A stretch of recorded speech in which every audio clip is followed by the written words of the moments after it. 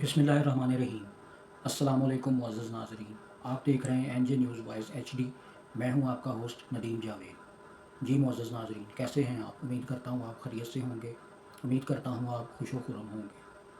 जी मुअज़्ज़ज़ नाज़रीन, रोज़ाना की तरह पहले आपसे छोटी सी रिक्वेस्ट कि हमारे चैनल को सब्सक्राइब कर दिया कीजिए और हमारी जो वीडियो है उनको लाइक और शेयर ज़रूर किया कीजिए और बेल आइकॉन को प्रेस कर दीजिए ताकि ये हमारी हर नई आने वाली वीडियो जो है उसका सिग्नल आपको मिल जाए और आप हमारी वीडियो देख सकें।